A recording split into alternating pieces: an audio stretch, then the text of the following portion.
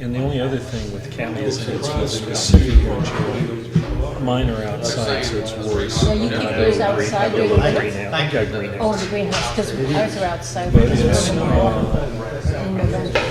keeping them outside certain of that wide variety. Get little bugs. Good morning. Yeah, right.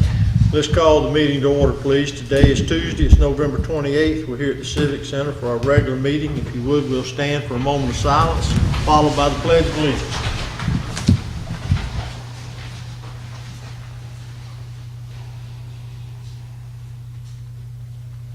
Thank you.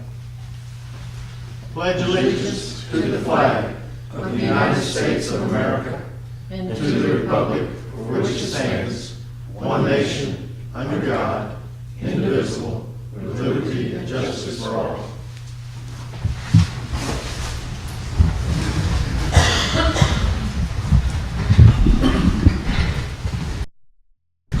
Mr. Clerk, would you call the roll, please? Mr. McLaughlin. Here. Ms. Albrecht. here. Mayor Kathy. Here. Mr. Wallace. Here. Mr. Putnam. Here.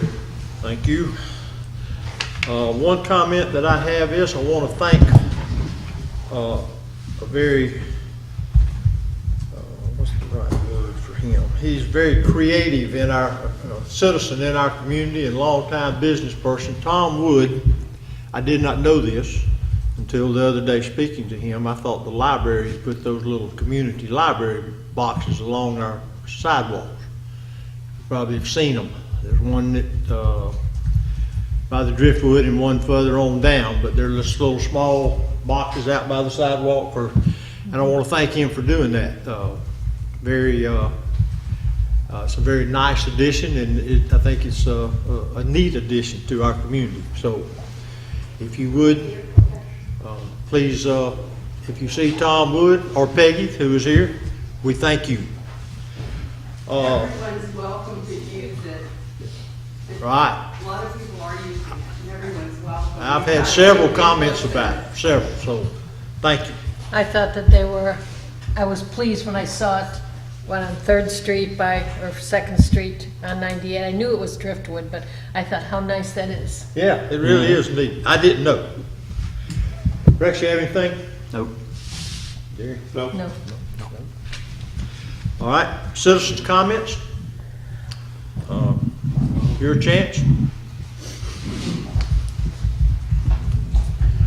Chuck Guilford, 110 North 39th Street.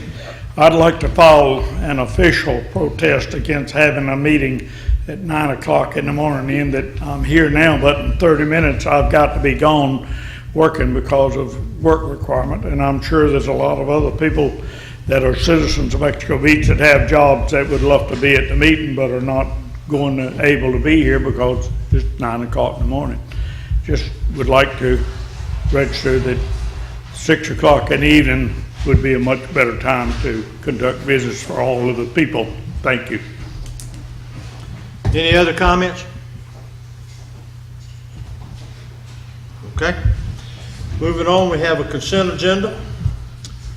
We have two last month's meetings. Do I have a motion to accept the consent agenda? So moved. Second. We have a motion and a second. Any corrections or additions to either? Any opposition? Motion carries 5-0.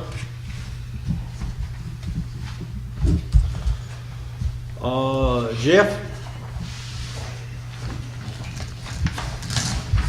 Morning, Jeff Britton, Dewberry Treble Rish. Not a lot to update this time since we had the holiday week between the last meeting. The main thing is the pavilion drawing for the CCCL permit is complete. It's back over to Rolando at DEP, who reviews it. We'll have the comment letter that goes with it and the remainder of the submittal package over to Philip today or tomorrow to complete the submittal and send it in. Other than that, nothing to really update. Any questions? Yes, sir. I saw, I think it was in the weekly report, that you did a preliminary with Mr. Gomez? Yeah, about 3 weeks ago I sat down with him. And has he, do you think we have what he wants? Yes, sir, I do. I do. And when will that be sent to him? We'll get it over to Philip either today if the package is complete or tomorrow at the latest. Okay. And the package consists of the comment letter that responds to a couple of different questions that he had on the location and the information he needed. It includes survey data that goes all the way down to the water line that denotes the zero contour, the mean high water line, and the seasonal high water line. Survey data that goes out to the range monuments to the east and the west. Areas well outside of where we're just putting the pavilion. All right, Yeah, and we'll do that electronically, we'll mail it to him. What's the requirement to get it to him? They want everything electronically, so we'll get signed and sealed drawings to Philip. He can send them in. And that'll keep the chain of command, everything coming through Philip on the official documentation from DEP. I just have one question. How is this being paid for? We're volunteering our services for this. Okay, We're not charging the city for this at all. okay. How about the engineering part, or what No, what I'm- they're doing, or the whole pavilion thing? The whole pavilion. Pavilion, as you might recall, was, a group came to me months ago and wanted to donate money to build a pavilion. Right, I was just wondering if we know who the group was, or is it going to remain anonymous, or what? I can't tell you that, because Okay. I spoke to one person who represents who, I don't know, but they Okay. are, $10,000 is what they were Okay, given as a number, and I was told they would handle that. That would leave us, the city, responsible for pouring the concrete slab. But it's taken so long now that I got where when they call me, I say, I don't know. I remember you mentioned that, and I was just, I had asked Mel if he knew who this group was, and he didn't know, and that was months ago. Right. And so, until now, And I don't just either. kind of dropped. I just told them we'd take it. So do you think I don't know maybe, either. do you think maybe the city should not necessarily put it out in public, but keep it anonymous? But don't you think maybe the city should know who's paying for this? Probably will need to know before we pour the slab. I would think so. And I think probably would. I don't Is that know. a concern? I think it can be, yeah. Yeah, I think the main concern is it's just built right, and if Dewberry is gonna have anything to do with this, let them be the ones that, Well, we've got engineered plans. okay, well, then. I mean, that's- I don't- As long as they follow the plans, we're okay. the only thing I think is a concern, and I certainly would not expect it to happen, but should we start the building and all of a sudden, for whatever reason, those funds do not become available that are being offered to us, then we have to pay them out of unbudgeted funds. I thought we had money floating around for this anyway. That was left over. I don't believe the funds are going to go through us. It'll be a direct pay by the anonymous donors. Okay. The city's involvement will be very minimal. Oh, good. We will, of course, have our building department inspect everything as it gets built to make sure it's done right. Let me,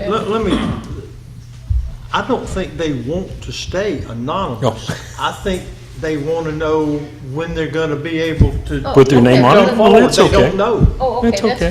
fine. That's I fine. mean, nobody's you make it sound like somebody's hiding something. Oh, no, I didn't mean No. that at Well, that's all. the way, I think it's so. the You know, way I it mean, sounds to me. Being I'm anonymous sorry. isn't necessarily hiding, Well, it's I just hope they don't want. if they're watching this meeting, I hope they don't take that the wrong way. I mean, that's, I don't think it was made in No, I any didn't way mean the it that wrong way at way. all. I just thought that, well, maybe I'm Just- the only one took it that way. Just our anonymous to the concerns, public, I think, that's for a fine. city. But I just thought maybe the city manager or something, but that's fine. They could contact you. No, that's all right, they can contact Mel. Yeah. Thank you, Jeff. Sure thing. All right, any other questions? Any other comments on Dewberry? All right, I apologize. No, that's for all that. right. I really do. No problem. I didn't mean that pointed as it sounded. I didn't to take you. it that way either. Good. All right, next is Well, before we go to the next, even though it's not on here, and I just signed the letter, there's another project that has been forgotten, and that's the fish cleaning stations. We never talk about it because, sort of like the pavilion, nobody knows what we're gonna be able to do or when we're gonna be able to do it. We talked about that in June. I will give you an update. The city has exhausted all that I'm aware of possibilities of getting any power to the boat ramp property because St. Joe and Duke Energy cannot agree on language for an easement. This has been ongoing for months. I've been in contact with St. Joe. I've been in contact with everybody. I don't know if there is a Mr. Duke, but I've called everybody in. I've talked to everyone. And there's no common ground. I just signed a letter this morning that I wrote to Mr. Gonzalez with the St. Joe Company asking St. Joe to deed that property to the city. So, I mean, it is what it is. It's a boat ramp. It was designed as a boat ramp. It's going to stay a boat ramp. It's a municipal boat ramp.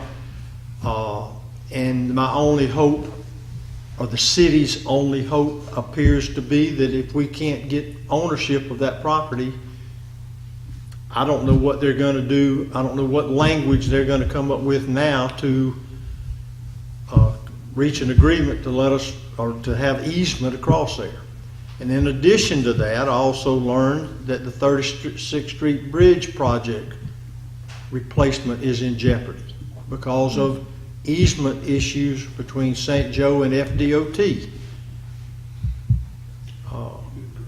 So we're sort of caught in the middle as a third party. We're the end of the triangle. You've heard that expression before. That's the point of a triangle is a bad place to be. And that's where we find ourselves on both of these. So Mel has a copy of the letter. I copied him on it, but I really don't know anything else to do but to reach out to St. Joe to see if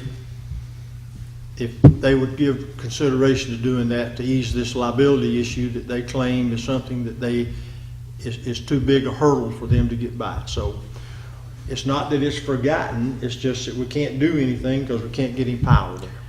Philip worked on this for a long time. Mr. Mayor, So question. If they do, as we're asking, would that also ease the issue for the bridge? absolutely. Okay. Their issue with the bridge is Is- that, FDOT has said they're gonna pave a road Right. from 98 Okay. through the parking area and come out on the west side of the bridge. Well, St. Joe's saying that that's a liability issue, that they're accepting full responsibility, and DOT and them can't agree on language Okay. for an easement, which they have to cross the same strip of property that we're trying to put our power line. It's just further, Yeah. it's further down. It seems so simple. It really seems so simple. You can throw a rock where we're going. Look at Jeff Granny, because he's been out, he knows. He's tried to help me too. But anyway, that's where we are. That's the update. We'll see where we go. That's all I know to do. All right, next is reading of Resolution 2017-13. Do we have a motion to read? So moved. Second. We have a motion and a second to read by title only. Any opposition? Please do so. Resolution 2017-13, a resolution of the City of Mexico Beach regarding the allocation of revenues resulting from the city utility tax authorized by Ordinance 411 and providing an effective date. Motion for adoption. So moved. Second. Any questions or comments? You want to explain this just before we vote on it, what this is? All right, Resolution 2017-13, changes the designation for the revenues from the utility tax fund back to the paving and maintenance, where 100% of the revenues must be used for paving and maintenance costs. Okay. Motion. Did I ask for a motion? Yeah, Thank you. we did. Have a second. All right. Yeah. Call the roll, please. Mr. McLaughlin? Yes. Ms. Albrecht? Yes. Mayor Kathy? Yes. Mr. Wallace? Yes. Mr. Putnam? Yes. Thank you. Next is Resolution 2017-14. Do I have a motion to read by title only? So moved.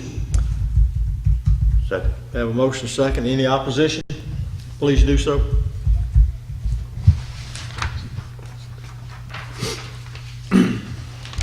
Resolution 2017-14, a resolution relating to the order of business and procedure for regular meetings of the City Council, providing for severability and reciting an effective date.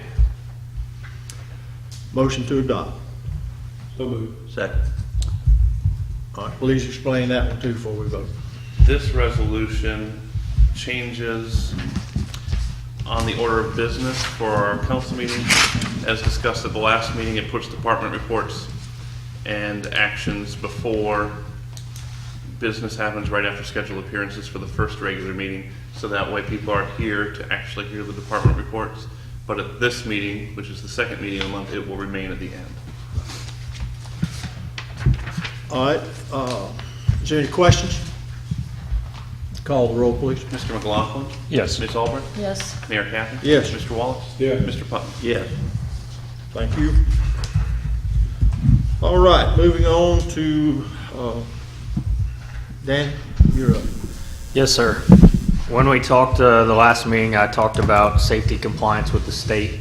One of the things they wanted you guys to adopt, which we're already doing, is interdepartment standard operating guidelines, which is everyone under me follows. It basically, I'll explain them to you real quickly. The first one is the chain of command, which just specifies that I'm in charge of my absent. Travis is the assistant chief. He'll be second in command, and then everyone falls underneath there. It just gives them clear and concise orders like the police department. We're already implementing these. They just wanted you guys to adopt them as part of the safety compliance. The second one is the Dan, rest. excuse me just a second. Sorry. Let me ask you something. On that first one, Yes, sir. you've got under the chain of command, it says the fire chief reports directly to the city administrator/manager. I'm not aware of any documentation in the city that refers to us having city administrator/manager. The reason I wrote it like that is if they ever changed the title of the position, the idea was that someone wouldn't have to go through and change all these. These take a lot of time to go through to be compliant with the state. So I tried to use language that would not have to be But changed. it's not in any documentation in this city that I'm aware of that refers to us having a city administrator/manager. Okay, well, I can delete that out. It was just if they ever changed the The position. charter, Yes, sir. can't change the position, have to change Okay. the charter. Okay. I was just So trying to make I just it. think I think it's more appropriate to be consistent with what we have than what we may have. Okay. I understand that. I can change that. I would suggest that that be written the way we operate today. Alrighty. The second one is the respiratory protection plan. This comes directly from the state. It is just follows Florida Statute 633 and OSHA CFR 29. And basically this has to do with firefighting on scene and wearing breathing apparatus just to be compliant with the state. We have to do this anyways, and it's already implemented. The policy is really long and dry, and it just talks about they're going to wear air packs so they don't get hurt and all that. If you have any questions about that, it's, like I said, it's pretty dry. It's most OSHA language. I tried to read it. It's pretty standard. It comes from the state. We I was just gonna say, I assume this is state mandated Yes, sir, it is. legislation. Yes. It reads that way. So even if we don't adopt it, we still have to abide by it. But the idea is to gain safety compliance so we can get these grants. They want council adoption of these, is what Is they're that what asking. you're seeking this morning? Yes, sir. Is adoption of this? Yeah, of the whole group. The second one we're talking about is the firefighter safety program. It's another state. It's dry. It just talks about reporting injuries to the state. We have to do this anyways. This is things we're already doing. It just has to be adopted by you guys. I looked in the past books, and it doesn't look like this was ever brought before you guys over the history of Mexico Beach Fire Department. That's why we're doing it now. It's one of those things that just got missed. It should have been done in the 70s. So, the next one after that is the Hazardous Materials Emergency Response Plan. Basically, it's the same thing. It just talks about what our level, what we can operate as, and how we would call Bay County, which is a regional hazmat team, in the event that it was more severe. And the last one is,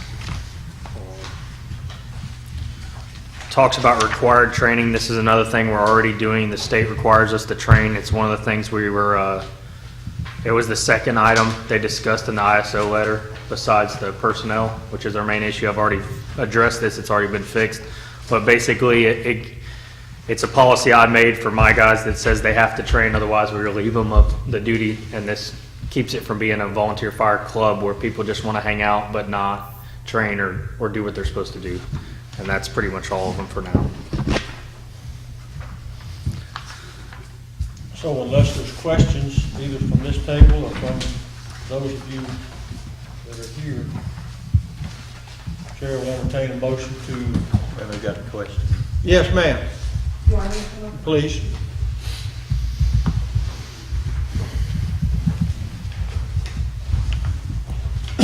Lisa Logan, 402 Maryland. Clarify for me, please. When the discussion started, you and the chain of command was brought into question. Did you say that you aren't aware of the city having a documentation of a city administrator or city manager? I'm confused there. City administrator. Who's that guy sitting there? There's a distinct difference between a city administrator and a city manager. He wanted me to just remove the manager portion. I put like a slash, like either or. Just remove the manager part. Sure. Okay, thank you very much.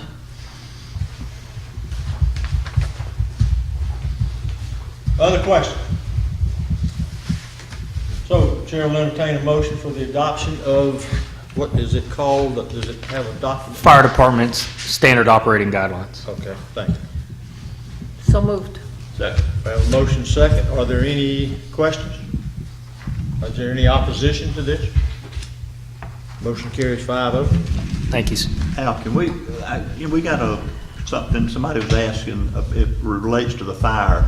It was about monies that would be spent on the concrete pier versus a fire station. And didn't we make that clear that TRIP money can't be used for fire stations and things like that? Okay. Yep. That's it. That's considered municipal infrastructure. Right. That they expect us to take care of. Okay. To me, it's a stretch. To me, you should be able, that we could justify a use for that, but the way the statute's written, it's just not there. Yeah. All right, let's see. Beach vending or vendor ordinance. Mr. Putnam. Okay, I know we're excited about this. The last meeting we had, we talked about it, and we had taken section 7 out, which means nothing toward the dunes, and you would come on and off the beach to take your stuff, the chairs and everything off the beach every day. In section 3, it says beach access, they can come in there, which means that you would be coming on the beach in the morning, going off at the end of the day, every day, 7 days a week. And while when we took section 7 out, we had an agreement that was a thing we should do, or a good thing to do, it creates a situation that creates probably a bad thing to do, which is putting us back on the beach about twice as much as we should be. I think we were given the charge to come up with something I don't think we need to go into the next meeting with the first reading with something like that. I don't think anybody here would want to ride on the beach twice a day, every day during the season. So, you know, I kind of looked at other communities there, what they're doing, and they do allow beach vendors, but they don't allow beach vendors to stay on the beach all the time. Our problem here seems to be that the heavy chairs seem to be a problem, and that requires us driving on the beach. I did find out that Pensacola will not allow heavy chairs at the end of 18. And I talked to the city manager in Panama City, and it's on their agenda, which they will not allow heavy chairs either. They've discussed that this time. So, you know, our job to me is to decrease activity on the beach that might be harmful. And, you know, to come up with something that would be acceptable for the 255 people that voted for Leave No Trace. I don't think anybody expected that there would be no regulations for beach vendors at all, that they could continue to go on. Nothing was said when it was presented to me that we'll address beach vendors. I wish the vendors had gone to the people writing it and worked out that problem before, without us trying to fix that problem. So thinking about this, I've thought about it, what could we do to decrease the traffic on the beach? And I came up with an idea of, say, 3 days, 4 days before Labor Day, that a vendor be able to, for this year. Now, I'm still gonna come back and say after this year that the heavy chairs go away, and we had talked about this before and all of us agreed. But 3 or 4 days before Labor Day, that a vendor can take this year those heavy chairs to the beach and put them on the beach in locations that have direct access at those locations. Once he puts them on the beach, then he doesn't drive down to the beach anymore. Those chairs are there. That eliminates driving every day on the beach. The chairs are there, so there's no reason to drive back down on the beach.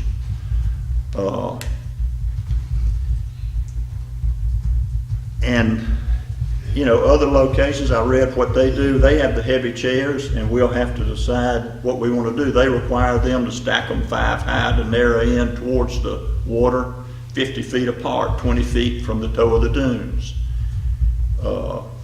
That's something that can be done too.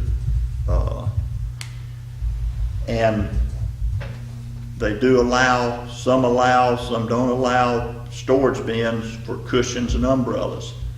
I think it would be okay if we allowed storage bins to put those in every night. At the end of the season, you know, if a hurricane comes by, then they can get special permission to go down there and get those chairs out of there. That's, you know, that'd be fine. And then next year, I think the best thing to do would be the lighter folding chairs, have the bins that they can put them in. They go on and off the beach every night. The umbrellas can go in there too. One thing they don't allow, and we have to decide this, they don't allow any watercraft to be left on the beach overnight. None. And they operate the jet skis, they operate that out of a marina. And that's something we need to, you know, that we need to decide too. So if any of this makes sense, or if it's any solution at all, then, you know, I don't, going back to that section 7, just to take it out doesn't solve any problems. And these steps, some of these steps right here allows the vendors to, doesn't put them out of business, doesn't impede their business, I think is something that they could work around. So when you said that they can put the chairs down on the beach, are you saying, and leave them there so that they don't have to be driving back and Right. forth? Are you saying for this next year only with the Yeah. heavy chairs? And then once, if we adopt no heavy chairs after 2018? Right. Then they cannot put them down Right. and leave them? Store 'em. I mean, and I think you even, from talking to them, you even have to specify the size of the boxes. If you don't, you know, you could get anything. And this isn't, you know, and I know we've bannered this around and it seems like it's taken a long time. All these communities are still, even though they've had it in place for 2 years, are still dealing with it. There was an article, this is Walton County. I just read a few quotes. This is from a visitor. Find another beach that is more friendly to tourists and visitors. And then in their upcoming meeting, the county leaders will discuss prohibiting or providing storage options for beach vendors. They're discussing tow of the dunes. They're discussing clear access to water. So, you know, and some of the communities to our west, and I don't necessarily think this is a bad thing, they don't allow their vendors to go down there and claim territory before the chairs are rented. That as the chairs are rented, they move them down there. One way, if you put up 60 or 70 chairs every day and only rent 40 of them, you got a manpower thing, you're moving 60. If you only rent them to the people there, if 35 rent them, then you're only moving 35. So I just think that makes sense too. I guess I have a comment in a way. What you're saying for that portion makes a lot of sense.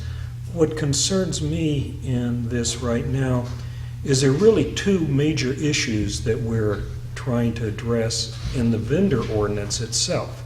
One of them actually is in the title of that, the portion that's been removed, and that's a a limited exemption for leave no trace.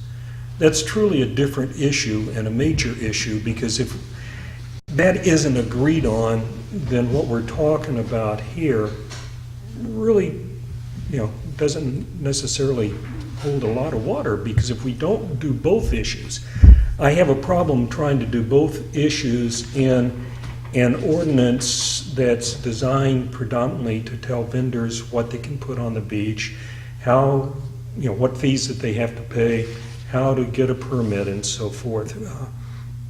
That's kind of one set of rules. When we exempt something from use, that's really a land type use, much in the same way as if I wanted to build a big fence in front of my property, I'd have to come and ask for a variance because, you know, we have ordinances that say you can't do that. We have land out there that's a beach, and whether it was done on purpose or by accident, when the first ordinance went in place, it actually set aside separate partials of that land for a specific use, and that's for vendors. And that's what leave no trace basically applies to, is the land. It's almost like when that ordinance went in place, we actually put another set of zoning in way. You could almost call it, I don't know, beach tourist commercial zone property. And to me, that's a really major issue. We need to take care of that one issue first, and then we can talk about how vendors can handle that issue. Trying to put it together all in one package, I think is kind of like putting 2 tons of fertilizer in a 1-ton truck. And I think that if we do, we may even be opening up ourselves for potential litigation should someone not like what we decide to do to help our vendors. Then they could come back and say, wait a minute, you know, this particular ordinance that you put this in really deals in how the vendor works and how he gets his license, but not the land issue. Don't have a real problem with what's being said as to help them, but I'd like to also separate the fact that we need to really say, yes, we're going to allow a limited exemption for these parcels, or no, we're not. Once we really make that decision formally for these parcels, these pieces of land that we've unofficially rezoned when we allowed our vendors in, then I think we can really come in and do just exactly what you're asking and do it a lot more quickly with a lot less confusion.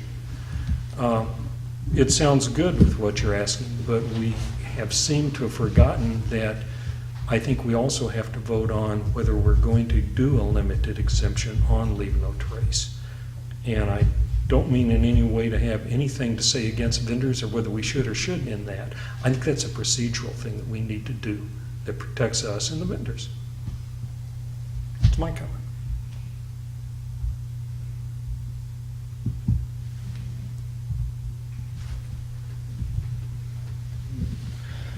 Well, the only comment I have, Rex, when you mentioned vendors like claiming their space, what we have and what I saw a lot of those to the west have,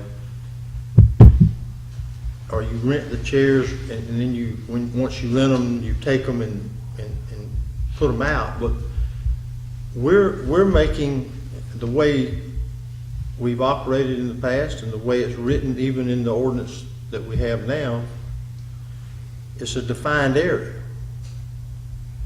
It's behind an existing business, and the operational space that vendor's given is the boundary lines of that business.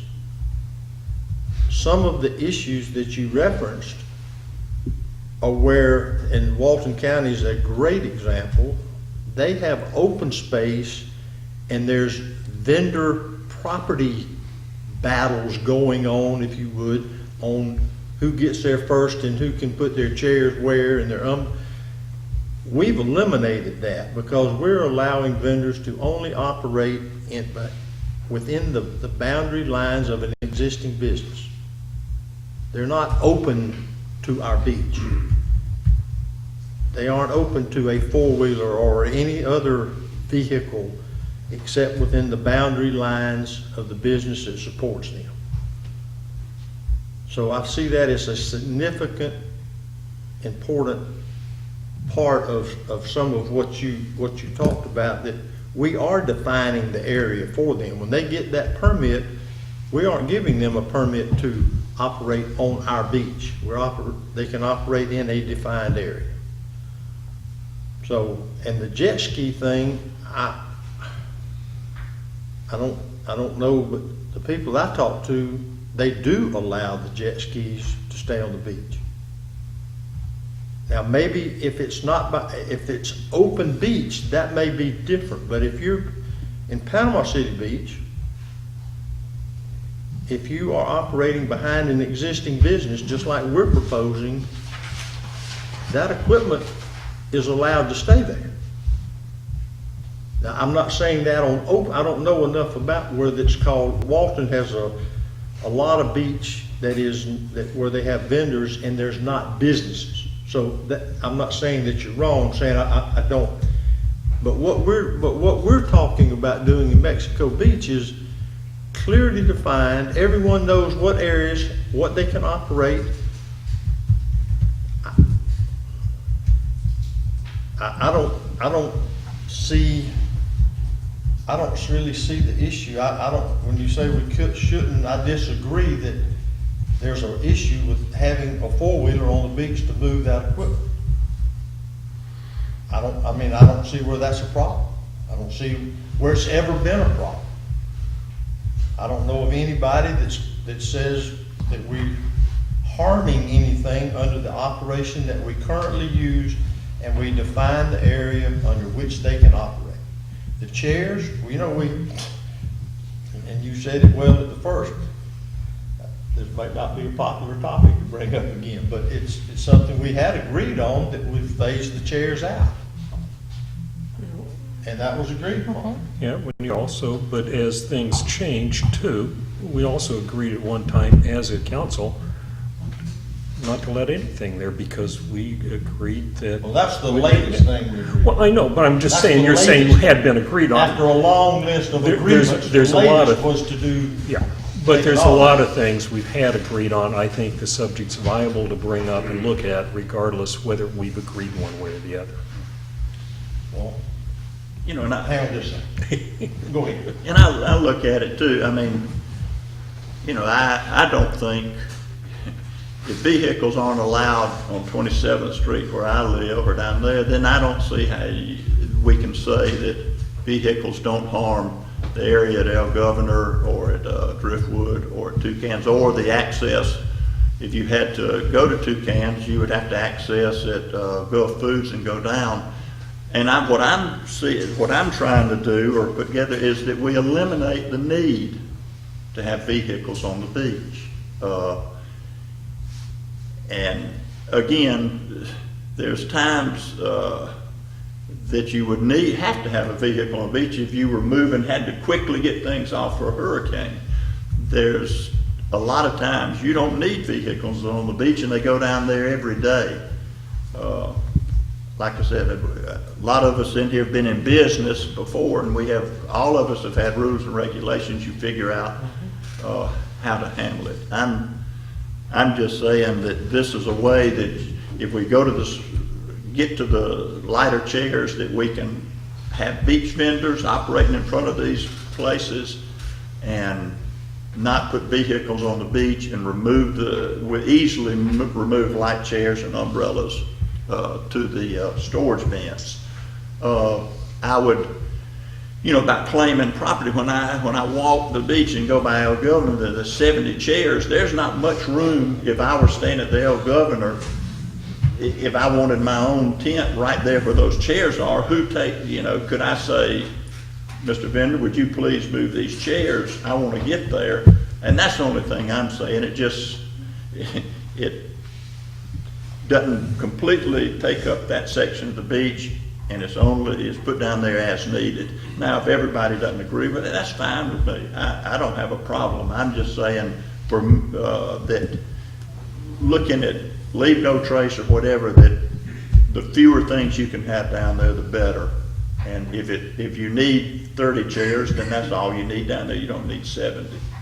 Well, I think also, as far as our citizens go, those that think everything should be, whatever the vendor needs, we have a group that also very much are leave no trace. And as you said in the beginning, if we allow a limited exemption to leave no trace, we have to put that together that we can do the best for both sides. Both sides have to give, not just one. Who is both sides? Who are the both sides? Well, 60% of the people that voted for leave no trace don't want anything on the beaches. Many of the people that I've talked to, not all, think that there should be no vehicles on the beach. I know the ones you've talked to say there should be, but I also have talked to ones that don't want any vehicles on the beach. I know I've talked to people that, regardless of where it is, by the way, El Governor or any of the other locations. So yes, we do have two sides in this issue. Right now, looking out in our audience, and I'm not being nasty, what I see is mostly grouped for one side. There's many times I have looked out in the audience that I've seen the audience almost all for the other side, which is the people that are supporting leave no trace, taking things off our beach. There are two groups, really. They are. And I said purposely, the two locations that have direct access to the beach, and that'd be the Driftwood and the El Governor for this year could drive down there. I left out Toucans purposely because there's no direct access. If I were in business, then I would go ahead, if I were going to be at Toucans, and I'd get the lighter chairs and set up the way, the way that possibly, if we understand that we would go. Because I don't think we should be able to drive from the Gulf Foods to Toucans if we're gonna do business down there. Well, the other thing too is in this, as we look at it, these, from one end of this city to the other, is one beach. And the vast majority of it, we've said how it wants to be. Yes, we have, again, created something that's kind of like a new zoning for these properties, but that's to allow businesses on that beach. It didn't say that we don't have rules on how they use it, and that we don't want them to treat our beach very much in the way we ask our citizens and our tourists to treat our beach. So we have to come together some way.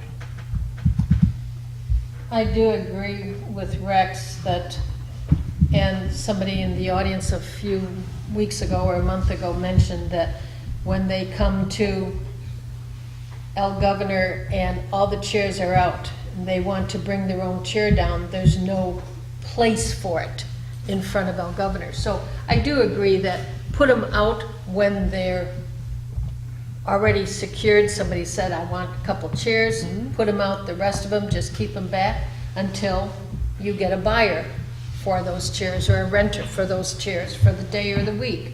So I do think that that would be a good thing, because there are people, and we have to make this beach friendly for everybody. There are people that want to bring their own tents or umbrellas down and just put them out in front of El Governor because that's where they're staying.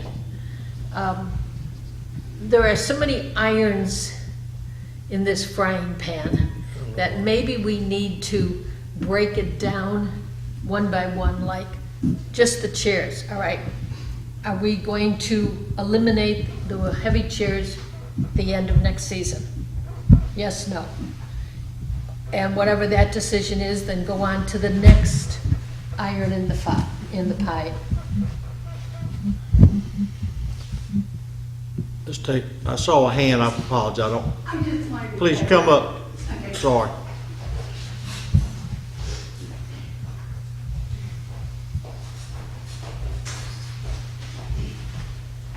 Peggy Wood, Driftwood Inn, Mexico Beach.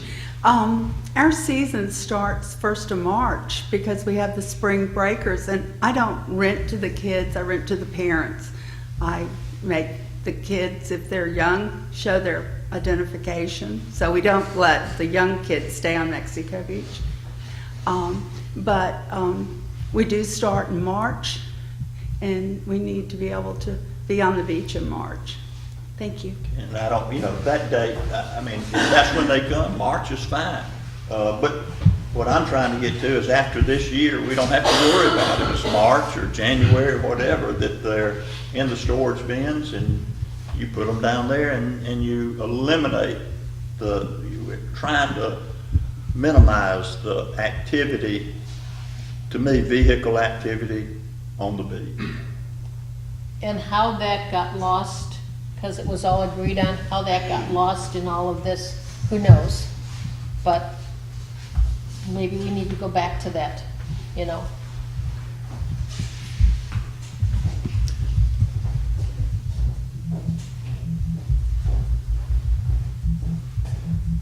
My name is Lindsay Vasquez, 411 Maryland.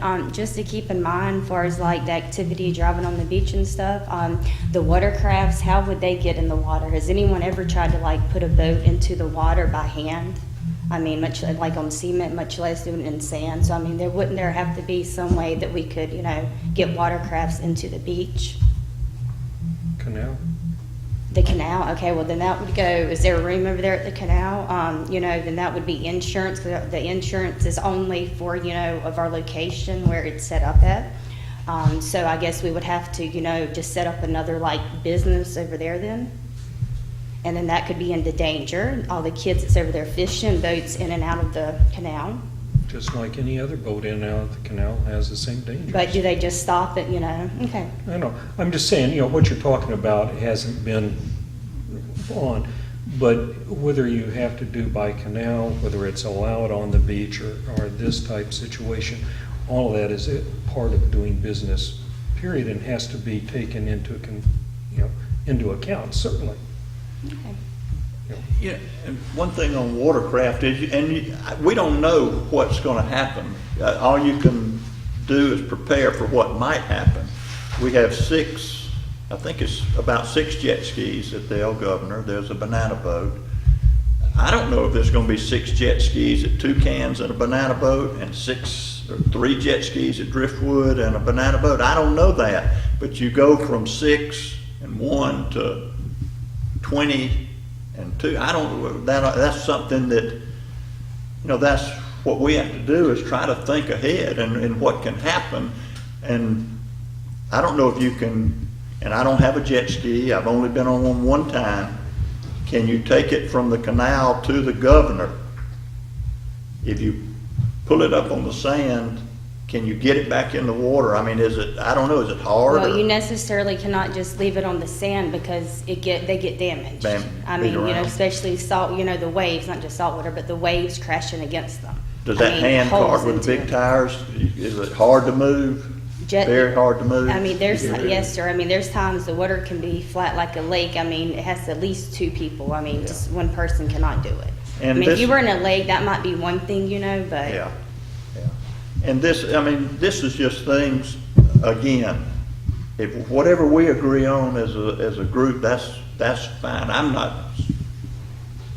not opposed to anything as long as we agree to it as a group, what you want to do. All right, thank you. I just wanted you to keep in mind, as far as like when you were saying like no driving, the activity, just to keep in mind about like the watercrafts and how that could get brought. Thank you. Thank you. Appreciate it. Yes, ma'am.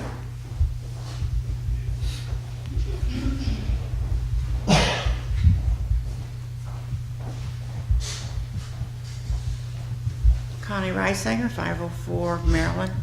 I want to thank Rex. I could tell that you put a lot of thought into this, and I appreciate I wake up that. at night thinking about it. I know. I could tell that you put an awful lot of thought into this. I don't know how you grandfather something in. I know that when the ice cream trailer, they wanted to bring in that kind of vending, that you grandfathered that one in, and you were able then to say, well, we're not going to have any more, but we will let them stay. And they hadn't been there all that long.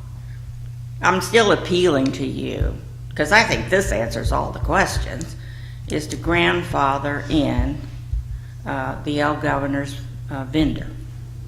Now, you're concerned about the dunes, okay. They don't have any dunes there. It's strictly up against the cement wall. Their access there beside the El Governor does not disturb the dunes. If you want to know who's disturbing the dunes, and I have nothing against picking up the trash, okay? But the trash guys that go every morning to pick up the garbage cans, and empty them, they really get into the dunes. I mean, because they want to get as close as possible. So I don't want vendors all over the beach. I don't want traffic all over the beach. I like our beach the way it is. But I think that, as the mayor said, when we have already 4 designated places, then we don't have to really be concerned about all the open spaces. But again, my plea to you is to grandfather in this one business that's been there for 17 years and let him have that access. Toucans doesn't have an access. So unless they have an access that's right there with the business, then they wouldn't be able to come back and forth on the beach. And as far as the chairs and things go, I like your idea of being allowed to have, a place to put them. And I really think, too, and I'm sorry that the representative from El Governor's not here, but he must be okaying all this stuff or it wouldn't be there.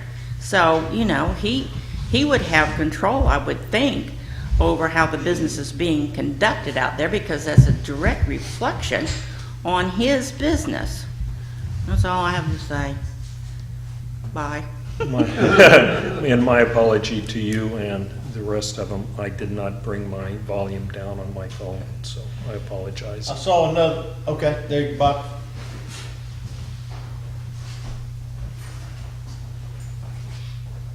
Bobby Pollock, 215 Kim Cove. I've been coming here since I was a child. I've lived here 12 years. I worked for this city, same place y'all at.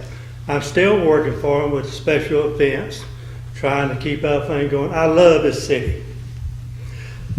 I wish y'all would quit spending our money, $20,000 legal fee, to attack one person in doing a job.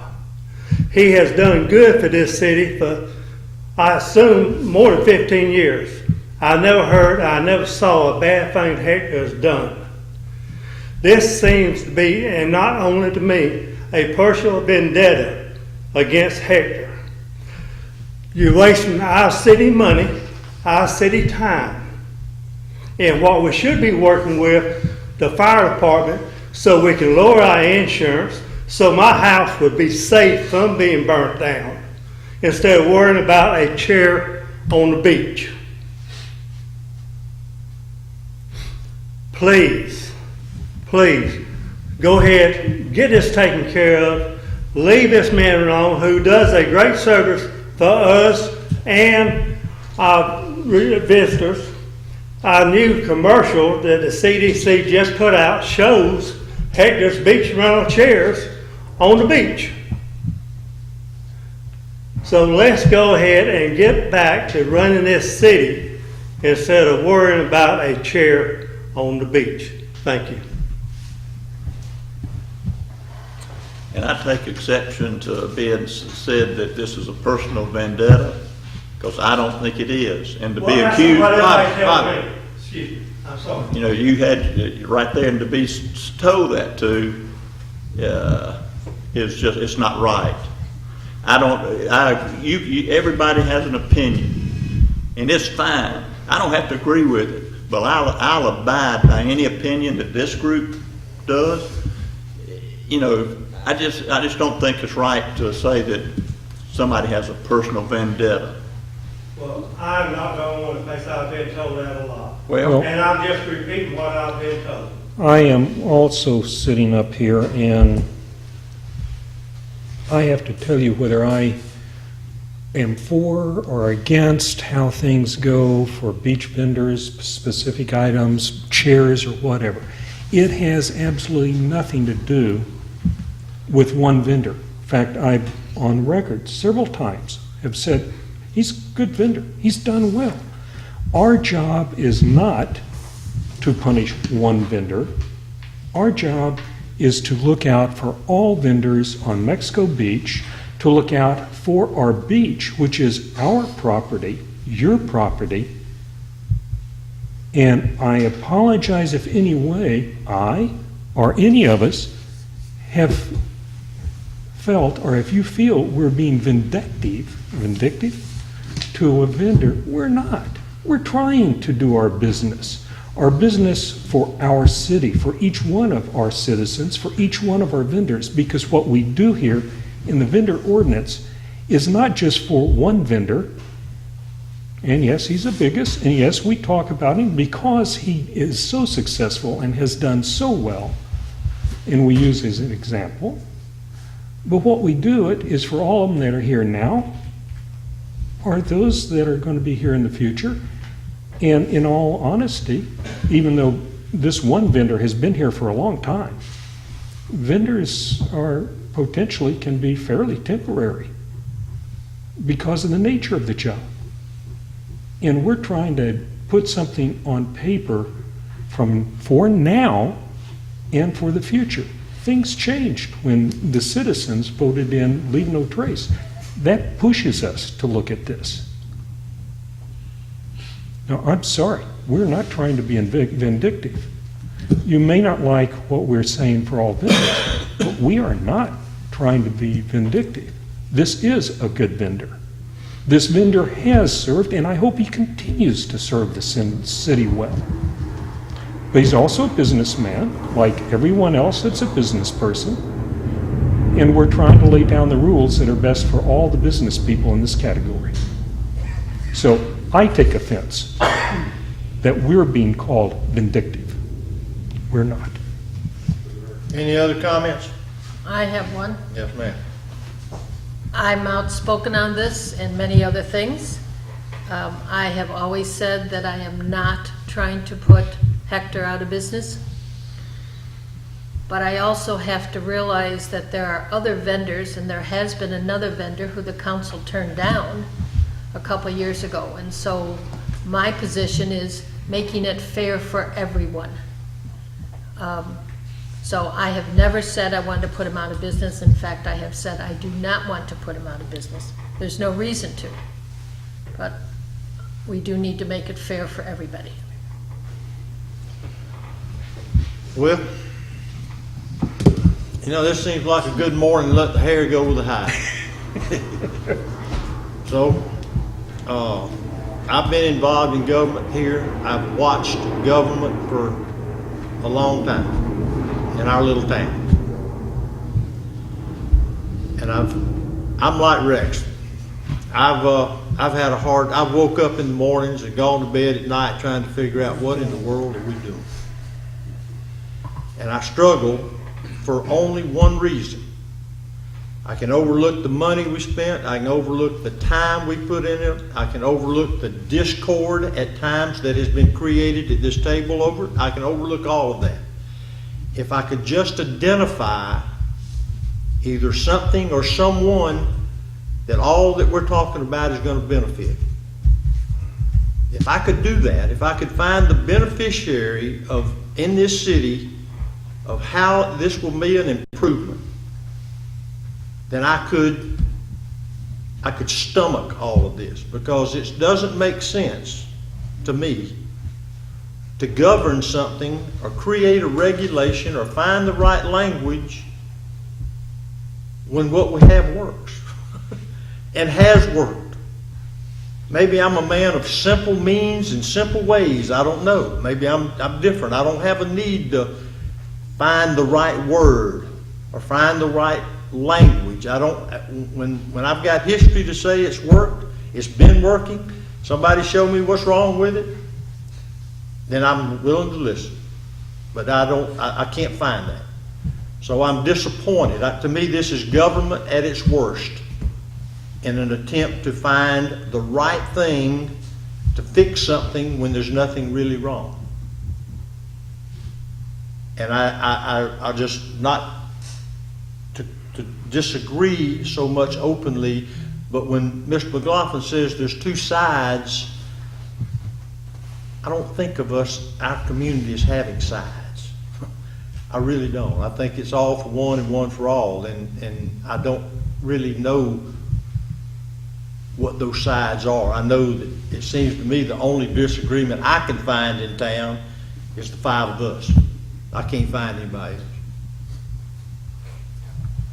So I think we need to make some decision. We came here this morning, at our next meeting, supposedly it will be advertised for first reading. And if that's not the case, I think this is the meeting that we need to say, what are we going to do at the next meeting? What language do we want? Do we want any language? We want to think about it, or whatever changes. We don't need to show up at the 12th meeting to have a first reading and everybody say, well, wait a minute, we don't want to do that.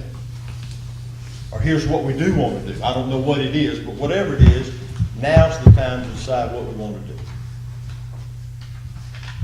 Well, you know, I threw a lot of things out there. I don't know, and I've thought about it since our last meeting. I don't know, being the first time so everybody's here, if we can digest all of it. But I don't think we need to go into the first reading with a situation where we force the vendor to take things off the beach every day, go across the highway every day, 7 days a week, twice a day. I just don't think we need to do that. That if we adopt some of these, none of these, that we need to get it down right. And again, this isn't something that we struggle with. Other communities deal with it every year too. And again, the the people that did leave no trace to, when that passed, things changed. It's not gonna be the same. And, you know, I don't like the term sides either. And what I'm trying to do is figure out a compromise that the vendors can work under and that the people of Mexico Beach can work under too. I think what was proposed by one earlier is probably the way to do it logically, because indeed things did change with Leave No Trace. And that's take one at a time. And I think also one of the items, since it's in the title of this, is are we going to do an exemption? Once we've decided that as one item, then we can take the next item, which may be chairs, it may be whatever. But it is not the same as it was 15 years ago. Are you calling vendors as leaving an exemption? Well, I think what the title says, it says limited exemption from Leave No Trace. If you look at the, what's been struck. But as far as leave no trace. In other words, an there's no exemption, well, that's true, and then further down, you know, if you want to put it as one thing, leave no, you know, an exemption, leave no trace as described down. I'm not saying just white out, but that we are acknowledging that there is that ordinance and that we're going to give an exemption to it for this particular group of businesses. I think it's as viable as an item as whether we move a chair or not, because at some point it could be a legal issue, whether we like words or not, or whether words count or not. We have seen in other ordinances that proper words weren't in the proper places, and we've had to backfill those words. But one at a time, I think, is the only way we're going to get it. I think you're right that we have so much in this basket to try and do it all at, you know, a big jumble if we don't take it one at a time and refill that basket with those answers. You know, one thing too that I think I talked to so many people. Our attorney group deals with the vendors in Panama City, and they have access. It's not our attorney, but he has access to everything they're doing. Mm-hmm. You know, sometimes I wish some information would be shared, or might say it'll cost you this amount of money if I share this with you. But you know, to them to be dealing with things, and the same group, and that's the city manager over there said, why isn't he sharing things with you? And I said, I don't know. Maybe it's not supposed to. I don't know. I don't know much about attorneys. Let me ask you something, as a group. Compromise, that's a good word. I think that's an important word. If we didn't like the chairs, the size of the chairs, the weight of the chairs, and we said that we were going to take them out after after next year, require those to be something lighter or easier to move or store, as Rex said, in a box or whatever it is. I don't know what options there, but those chairs, as we know them today, would not be allowed. And then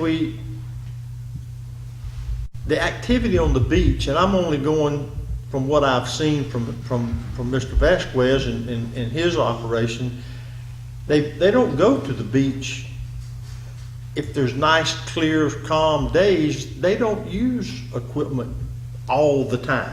It's only used sparingly when it's needed. It's not a constant traffic flow down there. And if that stuff were moved to which is basically what we said, I guess, maybe 2 meetings or 2 months ago, I don't know, but there was an agreement to move the things to the wall, and the chairs were to be phased out. I believe it was 1 year, if I remember. I'm not really sure. I think that's right. And that's what we agreed on. and I may be paraphrasing that, but, but what now is it that what we had then is not liked about what we said we liked then? What is in that scenario, the chairs are phased out, the equipment per se, the boxes, I forget the banana boat, I guess it's just stored, I don't really know, but anyway, it's up against the wall, which is sort of the operation that has been going on there for some time. And the Toucan situation, I agree with Rex, and I think it makes common sense. That's why you don't see many people trying to operate down there. It's difficult to operate there because we're not going to let them go in it. I guess it'd be, somebody mentioned you have to cross the little ditch. Well, that's not practical. So they did have some sailboats there one time. I remember that recently. I guess they sailed them there and sailed them back, or they pulled them up on the beach. I don't remember what they did. But my point being, instead of overthinking it too much, which can just cause me, I short circuit trying to overthink it. What is wrong, or what's different today that we don't like, and what we said we did like, by phasing out the chairs and allowing people to operate but move their things up to the wall? Or in the case of another location that would be at a dune line or off the beach. What was what's the fallacy of that? May not be fallacy. I think the difference in then and today is confusion. I think probably maybe all of us have done overthinking, and it's bothered us since a day and time, so we've had confusion. In fact, from that time that was looked at and approved, I think it came in the next meeting and someone didn't like something, and so we dropped that approval and went on. That's the reason maybe if we start with that or some other place, I think it may be good to stop the confusion and go things that we've try talked something about. Just and then go back say- to one line item at a time. If it takes what you're talking about with that particular find, whatever that was, take it by and make sure that's it. Take the confusion out of it. Make it simple. If we talk one item, But we chairs. can always change it again, is my point. Sure, but we We're- never. I get the feeling we're getting, the bucket's too full. It's That's, over. that's over. kind of what we're all saying, and maybe go back and, if you want to call it, take the bucket and empty it here, not make the bucket empty, but then come back and put it one time at a time and make it simple that, yeah, okay, we agree with Well, this. let me and we start agree over with this. then. What is it from this table that we don't like today about allowing that operation, phasing out the chairs, a requirement to move forward either to the wall or the dune line? And if we did that, and something, I don't know what it might be, but something may happen that ordinance becomes, that there's harm to the city,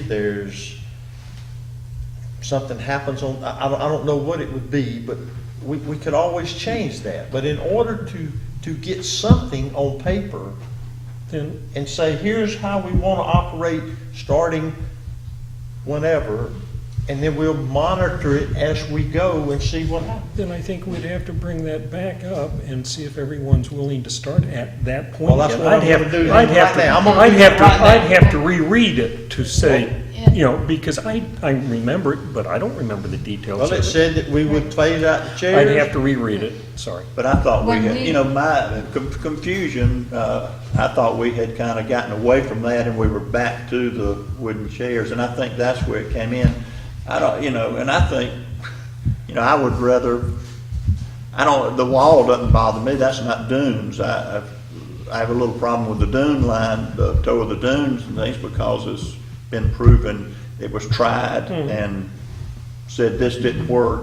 Well, then we don't have another business, so I'm looking, But we'll just stick with the one we have and say to No, the I'm wall. talking about driftwood or, you know, that there. what I'm have talking the about. Yeah, abilities. the wall, but, you know, if you can put those chairs in a storage box, it just seems, instead of dragging them That's what we said, though, if we phased them out. Right. Yeah, put I them don't- in storage boxes. Well, I don't know what he'd do, I don't know what people would do with them, but I don't, if they aren't out like they are now, if the mode of operation for the chairs are not what they are now, there would be a lighter, more movable chair. And that's what we all agreed on. I thought that's Wait, what you said. Now, the only thing, and I don't have a problem putting it against the wall. In fact, when all of this started, when Leave No Trace first got in the system, we talked about that, and for some reason it wasn't accepted. I don't have a problem putting the storage on the wall. I do not like the dune line, because your dune line might be different from my dune line. And then I think then we're going to be destroying the dunes that we're trying to save. So against a permanent structure, I have no problem with that. I did have a problem with that last May or March. I still say, and I think most of us didn't have a problem with it, that's the reason we voted on that one particular thing. If we're going to look at it that way, and that makes sense, then we bring it back, read it, and reaffirm it. I think we're still confused in many areas. If we don't get something on the table to look at, So go ahead, Al. I'm trying to get us off dead center so that we can actually Okay. do something. I Okay. thought it was clear that we said, I don't have it in front of me, but we agreed that That's the what I'm asking. storage boxes would stay there, the hut would stay there, the jet skis were moved to the wall, the chairs would be phased out at the, like, I believe it was October, I don't remember the date, October 1st of 2018. And Well, we did then- agree to. then I'll make a motion that we bring that back in front of the council if it seems like that is an appropriate thing to look at and agreed on, then for us to look at it, because that's what's being referred I'm to. trying to look at it right now. Can we get it in front of us right now to look at? Can we do it? Can we see what we're talking about? Do we have something I think to we look just at? described it. I disagree. We verbally described what we think it is. Well, what And we else could it cover- have been? Maybe I'm the only one. Okay. Is that, do you think that's what that's what we talked about? Well, I think we originally talked about that, but I thought at some point after that we got away from it and we just went back to, A lot of other things. anything, you Well, could then- put chairs Then anywhere. how do you want to end this discussion? Based on what's going to happen on the 12th? I will Somebody make else a there. motion to the council that we ask the city administrator to find that particular I think he's going to item, find it to us right now. and that it find. That'd be wonderful. If he doesn't, then that he bring it back to us and we can look at it and see if we are in agreement, as it sounds like many of us are in agreement with the concept. Mr. McLaughlin, we got to get away from the concept. We got to have No. a plan. No, I Plan. disagree. We can agree to disagree. That's it. Yes, sir, we can. All right, Still be friends, I hope. I've tried, you try something. I don't have enough aspirin. Okay. All right, so, I mean, we're dealing here with bins, vehicles, vendor permits, and all this. And the vending permits can control some of the future goings on. It's opinion. I think some people, and some of the people that I've talked with in town, are concerned about vehicles on the beach. Well, I don't see the point of vehicles going back and forth across the highway either. That's not a good thing. Nope. I've never really been opposed to heavy wood chairs, but, so we say we can slide them back to the wall, okay. But the only other problem is the other vendor that I'm aware of brings chairs in that morning and takes them back that night. And So that's not a problem for that vendor. But that vendor also wants the ability to do other things maybe. So the only thing I think we're looking at is whatever we come up with, it's good for one and all. It's fair for one, it's fair for the other. But, excuse me, but I have to correct, in saying with Linda earlier, the vendor that was turned down and the vendor that you're speaking about, they want access to our entire beach.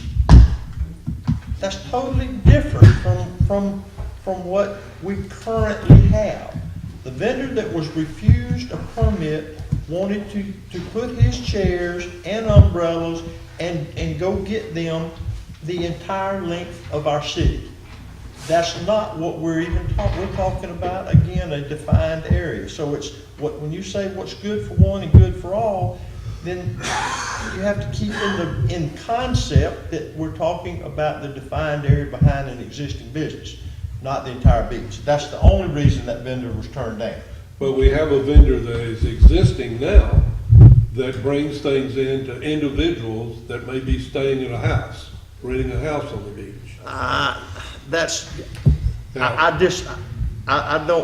not the approval of the beach vending permit. I'm sorry, then he's in violation of the permit if he does that. Because that's not what the permit says, it's never said that. So that may be one. That's not the one, if that's all. One, That's the only one that I know of. That may have happened one time With, but that's not the mode of operation that we currently operate under, nor is it allowed under what we're even proposing. Well, it's happening. It did say it wasn't left open. Routinely? I'm under the impression it's happening routinely. Well, I think that unless he gets permission from the chief of police, then he can't use the beach. No one can.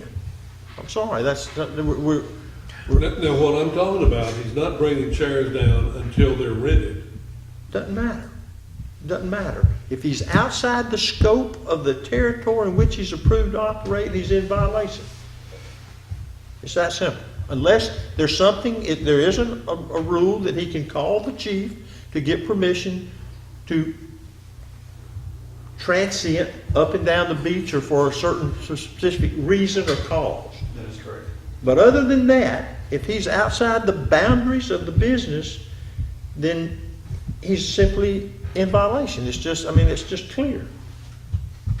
And that's what the other vendor wanted to do, and we're making that, I think we're confusing why that guy was turned down versus what we now have. Yes, ma'am.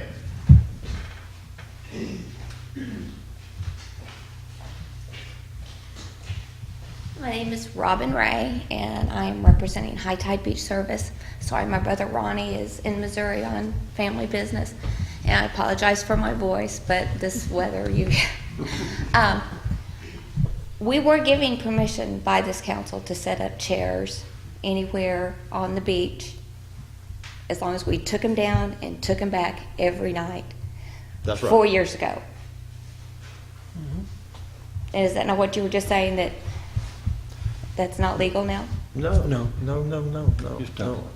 You were turned down because you wanted to transport them on the beach with a vehicle. Right. And like we said, when we first made the approach 4 years, we just finished our 4th season, by the way. I just wanted to clarify that when it's been brought up at this meeting that a vendor was refused a permit, it was only because of the mode of operation that you chose, that you came to this city and said you wanted to be able to move your chairs by vehicle down the beach and set them up and then go collect them. Correct. Okay. Correct. That's illegal. Just as it's illegal for the existing vendor to do the same, that's not within the purview of the permit. I just wanted to clarify that. Okay, well, I just want to make sure that I wasn't misunderstanding that we were No. violating because we wasn't behind, because at the time we first started. No, absolutely not. I mean, we're still Only behind your the mode Bona of Vista, operation, but is our your main. request to do that is why you were denied. Sure. And I mean, I understand with the running up and down the beaches. We have Okay. no problem with that. We've toted stuff for 4 years and There we're you go. fine. Thank you, appreciate that. I think one of the other Thank you things for as far as clarifying that. vehicles that most of us had agreed on was that maybe there's a time that you bring them down, to bring them down in the morning and time to take it back, but not during the day. But maybe that's confusing again. Okay, Mel, have you done your due diligence? Well, we found one, but I don't think it was the one Bill was talking about. This one says they got to take everything off the beach after September 30th, 2019. But it's a blanket requirement that everything goes. You can't keep anything on the beach. I think Bill's referring to something even previous to this that said we just replace the chairs, but Yeah, there's one that we didn't, I think the one that Al's referring to, that, and that's part of the problem without seeing it, that said that chairs would be moved to the wall, if I'm right, and stuff like that. We'd all agreed. Is that the one you're talking about, Al? It's where we said we're gonna phase out the chairs. Yeah, phase them out, but Phase also, out the chairs, didn't it put a also? date in there, and we said that the other items, if they were moved to the wall. Yeah, that's And one. everybody said, Yeah. well, basically, that's what he's doing now. Yeah, that's, I agree, was the one, and that's the one that I'm saying, I personally think we need to be able to validate, and so we can validate it. No one seems to be saying Okay, it's so is not. that, I'm just trying to move us along. What is the council's direction then for the next meeting? We have a scheduled first reading. Is it a fair Table. assessment to pull that? Table it again. Table that? Okay, so, Mr. Clerk, for next meeting, really that needs to be removed. The first reading needs to be removed. But this still goes on the agenda. Oh, absolutely. We wouldn't want to miss it. Oh, absolutely. So it's more fun. We don't want to miss We it. can all handle. So then, just a moment, I'll get back to it. So then we're going to,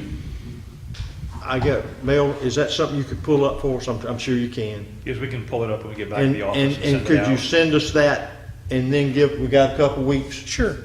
Say, here's what we said earlier, here's what was being discussed, give me your comments. Yes, sir. And if you then at least when we get to the meeting, we'll have something in front of us to say, okay, is this agreeable? Not agreeable, what are we gonna do? Rest you got to wake up early in the morning, be upset some more. Are we saying, pull it to the wall, are we saying just for this year, or are we talking about forever, or? Well, Okay. Well, I'm Whatever it thinking says of in that that it's particular- operational, that's the mode of operation. See, that's what I get, that's where I get mixed up, because I'm thinking that after a year, those heavy chairs are gone. Well, I think that said that in that's the reason I want to Yeah, read it. I it think said that's that what it- it said in And what that. we said earlier, I believe it was October 1st Yeah. of 2018, Yeah, I think so. that those chairs would be no longer allowed. So we don't have to worry about the wall or the dunes after that. Well, after that, whatever they have, Well, we've which got jet would skis still that have to would come be. to the Well, wall. okay. I mean, we said that was okay. We said pulling them up. Yeah. We said leaving the canisters, I know what you mean. storage Yeah. things. Are the chairs gonna go in a storage bin Well, though? if they're the lighter chairs, Lighter chairs. that's something he'd have to do. I don't Yeah, know they'd why have we to want store. to regulate, if they're lighter chairs, That's the have reason. to figure it out. That's I where it think should it's a happen. good place to start because we basically had agreed on it and we'd gone all kinds of which ways. All right, let's try to get that out to us. To get it today. Okay, thank you. Just one more. Yeah, Now, go you're ahead, talking and then I'll about get back to you. The wooden chairs for next year. Are we talking that every night they're put back by the wall? Or they're left out on the beach? In what we discussed in the meeting that were the language we're looking for, that it would be status quo until October 1st of 2018. Is that what we're thinking now? Oh, I That don't- the chairs I don't know. would be able to we be don't on the beach for this year? Well, that's why I threw out what I found out about whatever, Right. other people do too, and that's what I thought we would have to decide.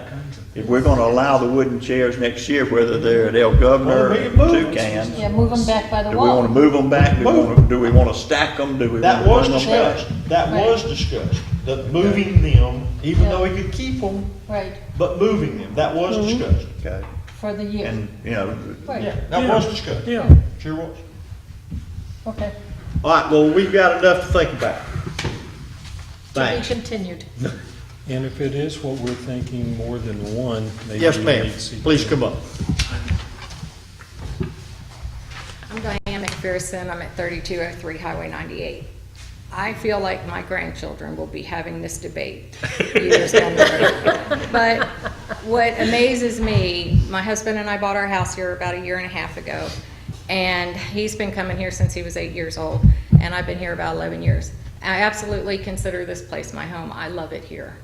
But I am so, I guess, surprised that an entire meeting can be committed to what happens on the beach, which I know has to be, but my concern is not having an adequate fire service, which I know costs a lot of money. My husband's a fireman. Something that our hometown does for funding is called SPLOST. I don't know if anybody's heard of it. It's Special Purpose Local Option Sales Tax. Our community uses it for roads. Well, obviously, we don't need it for roads. What you do, it's a penny sales tax, and that way it's not just the homeowners or people that come, it's anybody. You pull in, you go to the gas station, you get a drink, you pay that tax. So everybody that comes to this community would contribute to it. And what you do is you put it on the ballot and say you designate this money that would go to the fire department for building a firehouse, for funding their salaries, equipment, whatever. You designate it and you can't deviate from that. I have on my phone the website, and it's like a 72-page thing that is directed towards your like hometown? city. What's that? What hometown? Dawsonville, Georgia. It's against the state of Florida statute. You cannot do SPLOST? No. They do not have that? That's why we hired the fire assessment. We're old school, but we would have turned that page had it been possible. But there is nothing, so everything Not has through to a sales be, tax. okay, so, That's why we looked at that company we hired, Government Services. I don't know if you're familiar with that. We've been working on, there's a special meeting coming up on December 11th, I believe, to talk more about a fire assessment. And that's what we've been working on as a way to fund it. well, can it be added to the bed tax for people that rent? Nothing, so you can't add anything to any of the existing taxes? Through, Well, I mean, through ad valorem. Yeah. right, but how do you do it where you incorporate the people that come here? Because at some point, they may need the service too, so how can we? Through ad valorem. It goes to the, the hotels pay the commercial side, and to be honest with you, when you look at call statistics, our biggest bill would go to the place we go to the most often. So the hotels are almost paying for the calls we respond to for Come to the the 11th guests. meeting. Yes. Yeah. On the 11th. So, Okay. but that's how we implement it, is that the hotels kind of pick up that up as a business. Okay. Thank you, though. Yes, Appreciate thank you. Appreciate your insight. Did I see another earlier that I just didn't know? What my cousin I know. All right, thank you. All right, moving on. Mel, are you up to speed? For as much as I possibly could be. Thank you. I think we put it on you pretty heavy. Or any of us are. Chief, you're up.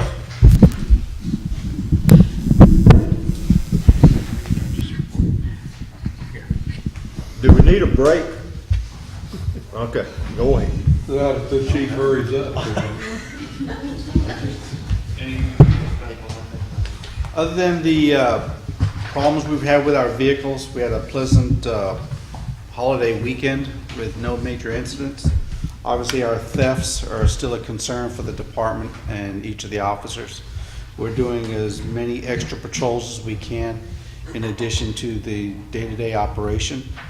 I continue to ask the citizens to secure their valuables in the evening. Obviously, we're a fishing community, and that is the item of interest of the subjects or person that's doing all the thefts in town. So I just, again, ask everybody to secure their items in the evening. And if you see anybody, we've had lots of calls in addition to the bears, but if you see anybody in the neighborhood that isn't a normal neighbor or somebody that doesn't fit in place, just give us a call. We want to come out, we want to identify anybody. Obviously, we do have a lot of tourism that comes through here. We have the snowbird influx coming in from up north.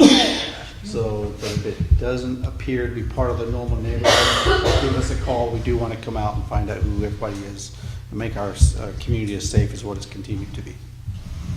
That's Any all I- questions for the chief? Now, you mentioned them, how have our bears been doing? 18 calls so far, and they're eating and getting fat. And I would ask our citizens and to remind those that are visitors down here that may own property, please help us by securing your garbage cans. If you have the lockable cans, take that extra moment to lock them. If you've not, please go to the YouTube video and pull up bears. You see them lifting up the lids, turning the lids. So they're looking to be fed. They're trainable, is what you Yes, say. very. Dan? As far as the Thank bears, there's 2 at the fire station. They're not interested in volunteering or helping. So, sorry, we tried there. But they don't seem to bother us too bad, just the trash. We've been working on everything. Obviously, I put these SOGs together. It took quite a bit of time to gain safety compliance. The only other real big issue on the safety compliance that's going to affect us grant-wise is an exhaust removal system. And the reason our station has to have one versus other stations, there's been a big debate, is because we're not a drive-through station. And being that we're not a drive-through station, there's a concern with the exhaust gases in the fire station. I'm trying to get quotes together. My understanding is they're fairly expensive. We're going to have to come up with some sort of solution. Right now I have some carbon monoxide monitors in the bedrooms to try to be as safe as possible, but they want us to have like some sort of system that goes on the tailpipe of the fire truck that automatically comes off and goes on as we back it in. I don't know what's out there for grants. I'm still working on it. I haven't even gotten a quote together, but it is something we're going to have to address. As far as gaining safety compliance. Now, whether that's going to affect us on getting these grants or not, I honestly don't know. I can't answer that. We're just going to tell them we cannot fix that in the deadline we have. So I already know we can't do that, so we're just submitting, hey, we're trying. You guys adopting these SOGs, which I'll change the first one before I submit it to them, will gain most of our compliance there. As far as everything else, we've been working on getting the station in order. We're about out of money as far as that's concerned, and You've done a great job. I'm trying to I get just some. wanna tell you that. Well, Great thank you. job. I'm trying to get some quotes together. We really need to redo the bathroom next. We are sleeping in the fire station now. We've done some work there. We really need to plumb the bathroom and get the shower fixed and go from there. And that's our next goal. I've asked for some quotes. I guess construction work is good because some companies told me they weren't even interested.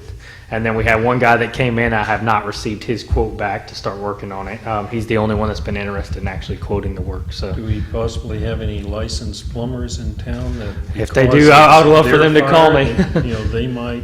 yeah, I think a handyman can do it too because it's just remodeling the existing. So I don't think he has to necessarily be a licensed plumber. But we definitely look forward to anyone that wants to help or donate. And then as far as you guys told me, you wanted me to get out in the community and tell them more about situation with the fire department, the possibility of implementing a fire assessment. I've done an interview with News 13.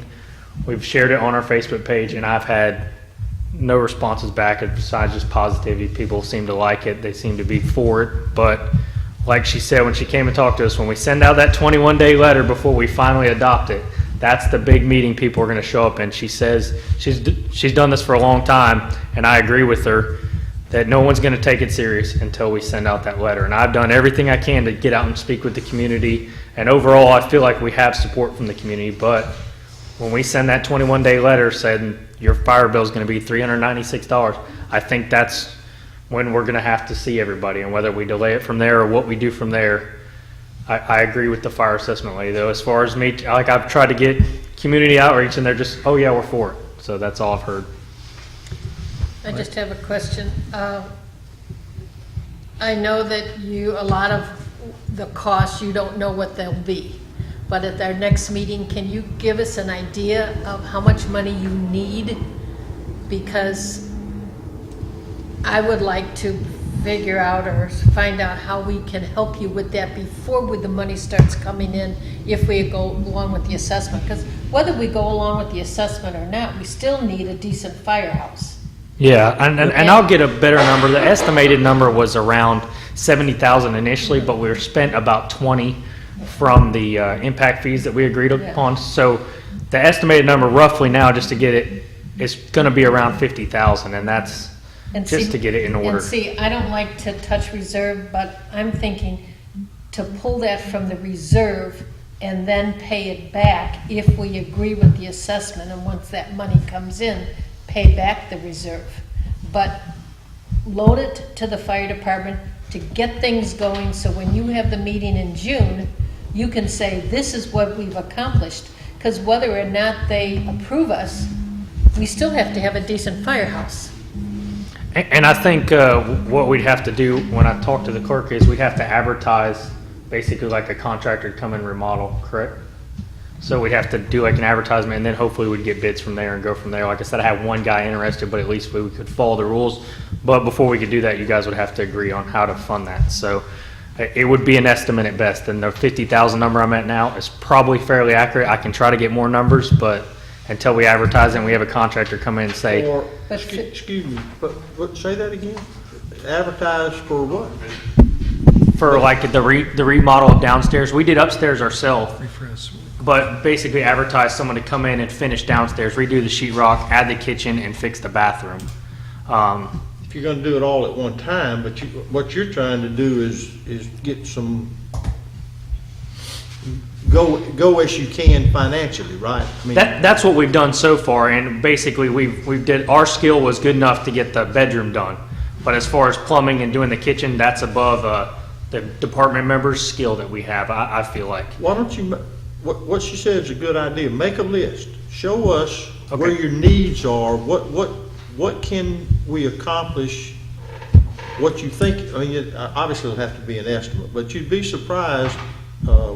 We may find some people in town. We may can give you some contacts of people that might be willing to help us out at a reduced rate, or everyone is busy, and that's against. That's a good thing. I mean, that's a good thing. It is a good thing. But it is going to work against us trying to get somebody to help us out. If it's like to redo the plumbing, for an example, just what you just mentioned, you need that done. Well, you just put that out on a bid. There's no telling what numbers you get. We also have citizens who are in the business here, building, and this affects them personally. I would think we should be able to ask them if they would donate their time just to come and look and give an estimate. We did that at a council meeting a while back, and a bunch of people approached me, and as we discussed last council meeting, there has been no follow-up since then. Maybe we need to follow up. Free help just doesn't exist. Well, but maybe it affects them. Maybe we need to follow up with them. And But see get if us a they- list. What she just said is excellent. Yes, sir, I'll have a list Give us a little ABC needs list. Send it out to us by email. Don't have to wait till the meeting. Send it out to us so we can look at it. Yes, sir. And can we put that on the back of the water bill, telling them that this is what we're looking for, a plumber to help do this bathroom? Not that they would do it for free, but there might be somebody out there that's a licensed plumber that doesn't know our needs because they don't watch the TV. And of course, like, need to get that in this week, so if he can work quickly enough, I can do that, but I'll work with him and see what we can work out. Hardly anybody reads the back.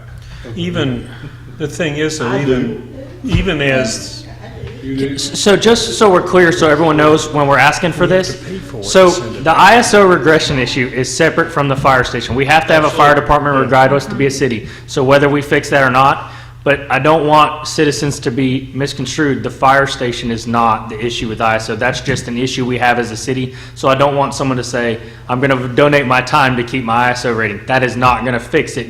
I just want the citizens to be aware. Adrian just mentioned it so people know that that's not going to mean.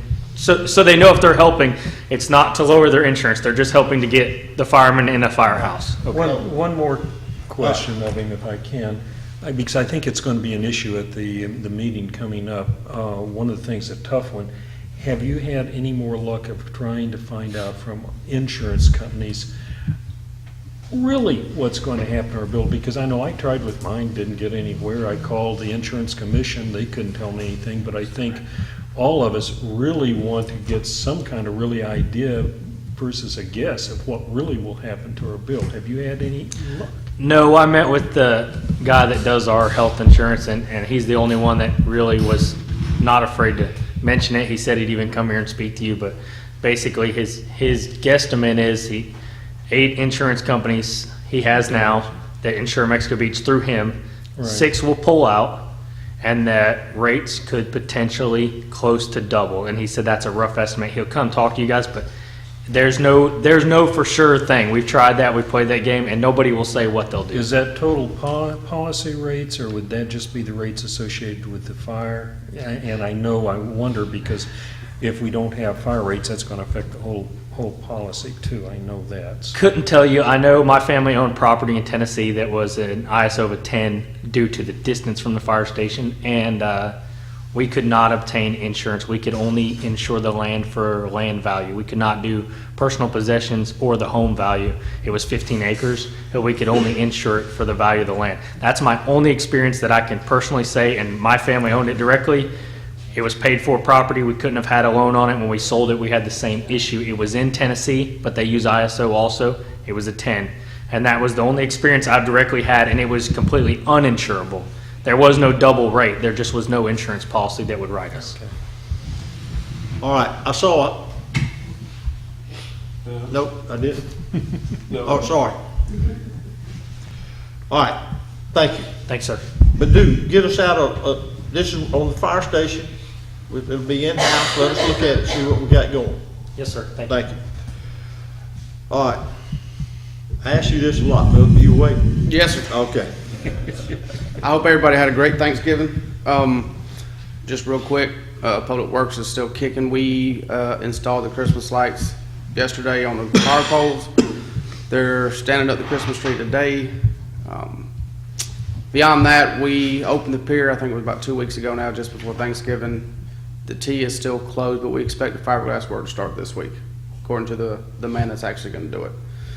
Beyond that, the only thing of note to add, we have roughly 330 registers, our water meter registers have gone bad that we've got to replace. So that's going to be moved to the top of our priority list to get done. But beyond that, that's all we got on our side. Questions? Anybody? Public Works? Mr. Clerk? Thank you, Phil. Yes, sir. December 26th meeting, can we cancel it? It is a city holiday. It's the day after Christmas. Isn't that fairly traditional? I mean, that Well, meeting is not held. And especially if we're not even open. So. Surely you'd come in, but He can fly back from Minnesota. Yeah. my recommendation is that the council that second. I second. Second. Perfect. That's all I have. That's all you have? Sure. Bill? Yes, sir. I've got three things. I'll be as quick as possible. Number one, planning and zoning meeting dates. The LDR states that the planning and zoning group meets on the first Tuesday of the month. When the city council had a pre-agenda meeting that used to be on Wednesdays, they decided to take it to Tuesdays, which bumped the planning and zoning to the Monday meeting. We still meet on Mondays, but now we don't have a pre-agenda meeting at all. So if it's okay with the council, I'll ask the planning and zoning to see if they want to move back to their traditional slot on the first Tuesday of the month. And that way we don't have to putz with changing the LDR and things of that sort. Go for it. All right. That one's the easy one. Oops. The next one is Beacon Hill Sewer. We have an agreement with Gulf County to provide sewer to a subdivision in Beacon Hill. And we have allowed over the past few years for people who have homes directly on 98 to tap onto our sewer. In part because it's a healthy thing, because we don't want places next to the beach to have septic tanks. That's a no-no. So, and also due to the convenience of being directly adjacent to our main trunk line there. We've had a request that I got yesterday from a gentleman who wants to build a home for his mother. And it is on the first block north of Highway 98. That would require him running a line about 100 feet to tap into our sewer line. My first take on it was, I don't think that's what we are tasked to do. No question, we would sure like to have the 25% surcharge on more sewage bill payers.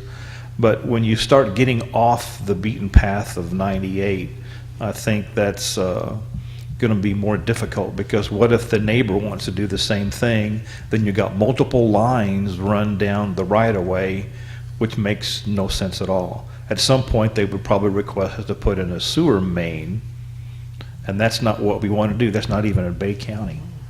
So my opinion is not to allow it, but I wanted to bring it up for your discussion, just to make sure that I'm telling this gentleman the right thing. Well, I think you're opening a can of worms if we do that. As you referenced, we could allow them to do it, and then the neighbor next to it, and so forth and so on. So my vote is no. Mine would be so. Okay, I see a lot of Let me nodding. ask you, when you and I spoke about this on the phone, I was thinking that this was across the road.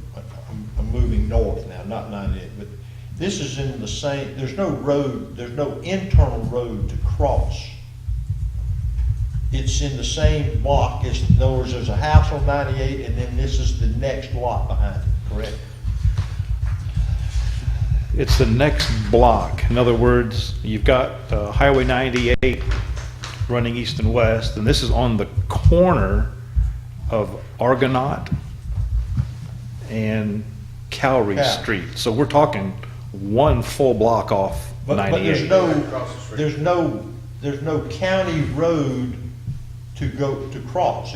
It's a direct shot to the highway. Correct. Okay. They would have to bore. Yeah, they'd have to get, but there's no road to go under. That is correct. It's just the road right away. I will take that back. Argonaut is Could I- east and west, but they are just the first lot north of Argonaut, so they'd have to bore under that one. Argonaut. Could I see, or could we see the map? I didn't put it on the, I know, but just by all can I, means. I just want to make sure I'm following where it's located. While he's looking at that, is Gulf County still planning on putting sewer or taking sewer into that area? Well, they've been planning for a number of years, Yeah. but it all depends on the successful application of grant funds. But it's still their, It's still their desire to It's do still it, but in- it's not their number one priority. It's right here. So this guy can't build a house. That's exactly correct. I see and here's why, I guess, being here as long as I have, I remember vividly what it's like to be restricted by not having sewer. It was a major drawback.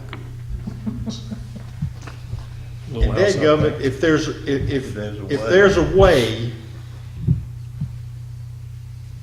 and there's no expense, I mean, the owner's required to put the line in. I assume that either we tap it and charge him, or they could. Well, then, but we could, some certified plumber taps it. Under normal conditions, I'm not for opening a can of worms for everybody, but, I mean, here's a vacant lot that's of no value without the sewer. I personally am in favor of trying to work with the guy simply because it's there. We've done it on 98. We haven't branched out. I agree to that, but it doesn't mean we can. And if it's an easy thing and they want to pay for that, the only thing that we're out is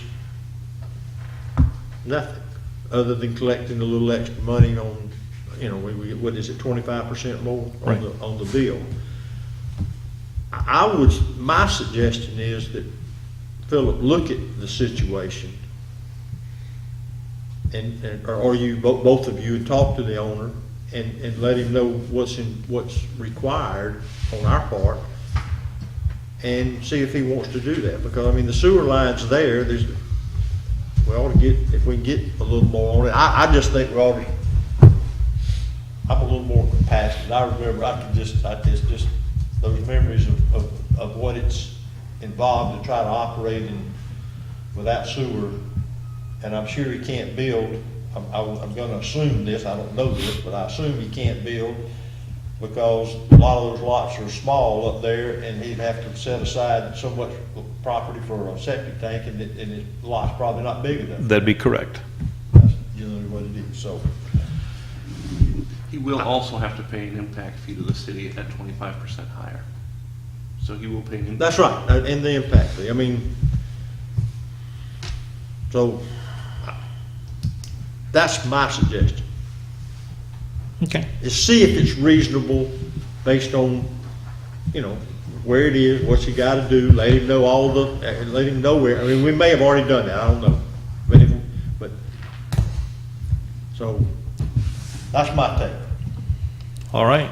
But that's not, I've got some that don't want, I mean, let's give everybody a chance, or make a motion, or whatever, I don't know if you need that, but, unless you choose, either of you choose to reconsider, I don't know.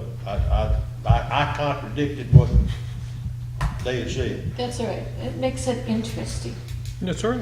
Oh, it's very interesting. Sometimes we Oh, it's chuckle. very interesting. I agree with Al. I've been in the situation too that I needed to go 2 lots over and it cost me $8,000 to do it, but you know, I've been in that situation. Is he aware of the financial, or whoever the owner is he aware of, or did we just say?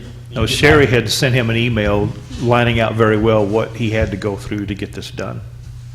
So he should be aware of it, right? Since If you read this- his email. Since this is inland and not 98, which we've been doing all along, is there a potential conflict we'll get into with Gulf County if we do They'll this? just cut it off. Well, I'm just asking, you know. No, they don't. Okay, They don't care. just asking. Now, the fact is, he did ask the city of Port St. Joe about this, Okay. and they said it's up to the city of Mexico Beach, and so if we give the okay, they're okay with it. Okay. Okay. All right? So And are we the- okay with that? We're Yeah. just exploring and see, make sure, I mean, Yeah, you know, sure. can be, okay. So All right. let's make sure he's aware of it and see what he does. Last thing, I got an email from Jack Corey. You know, he recently got approval for the changing of the zoning for that 88-acre parcel just north of us here. He has talked to our city engineer about potential grants for dredging the canal. I guess they're trying to make that property more useful, I guess, in the future. And he had an idea that the spoils from that dredging could help fill in what we call the moat. Oh, yeah?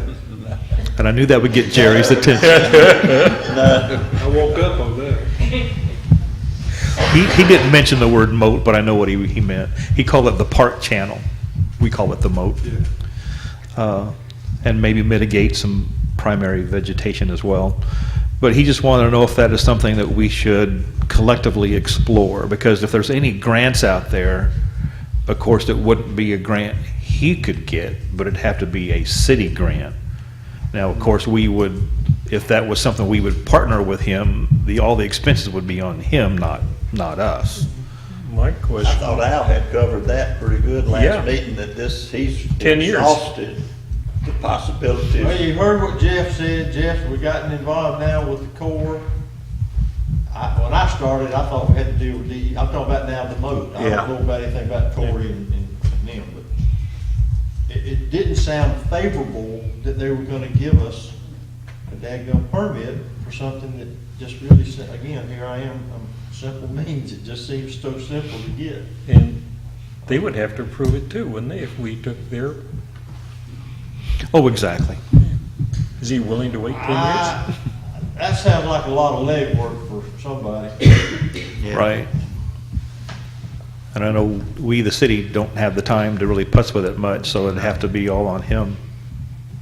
But, Yeah, and that's the way I would let him know. Yeah, and bring it back. We're Okay. all for it. right, as long as he does the labor, do the expense, just if we gotta be the mediary, then we'll do that. Amen. Gotcha. It'll probably go away. All right. That's all I've got, Your Honor.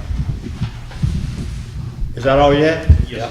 All right, I got one last thing I forgot earlier, I apologize. I wanted to bring up, along our sidewalks, it's been suggested that we look at putting scattered benches.